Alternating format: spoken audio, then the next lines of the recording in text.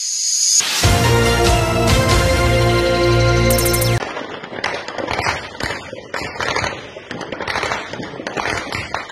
tirs nourris aux premières heures de la matinée dans le pays de Léomba, le père de la nation gabonaise, ce 30 août 2023.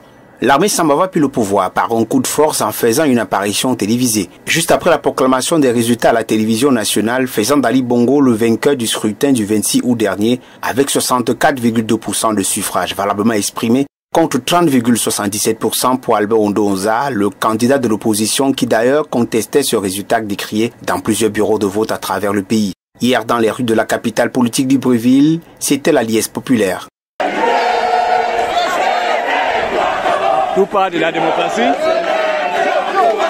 Les raisons évoquées de ce punch sont nombreuses. Communiquer. Notre beau pays, le Gabon, a toujours été un havre de paix. Aujourd'hui, ce pays traverse une grave crise institutionnelle, politique, économique et sociale. Aussi, force est d'admettre que l'organisation des échéances électorales, dites élections générales, du 26 août 2023, n'a pas rempli les conditions d'un scrutin transparent, crédible et inclusif, tant espéré par les Gabonaises et les Gabonais.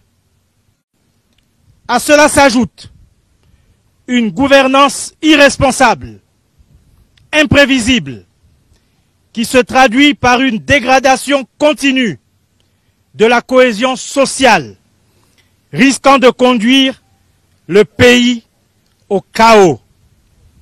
Ce jour, 30 août 2023, nous, forces de défense et de sécurité, réunis au sein du comité pour la transition et la restauration des institutions, CTRI, au nom du peuple gabonais et garant de la protection des institutions, avons décidé de défendre la paix en mettant fin au régime en place.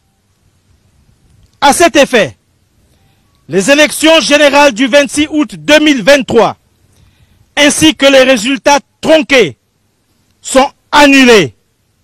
Les frontières sont fermées jusqu'à nouvel ordre.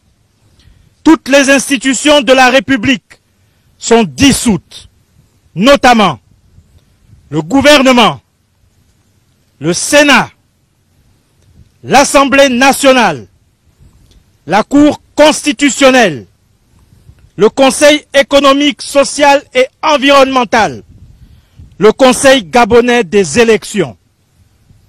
Nous appelons la population, les communautés des pays frères installés au Gabon, ainsi que les Gabonais de la diaspora, au calme et à la sérénité.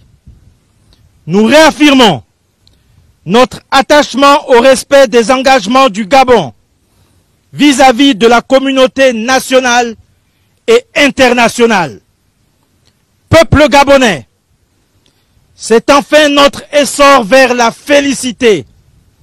Que Dieu et les mânes de nos ancêtres bénissent le Gabon.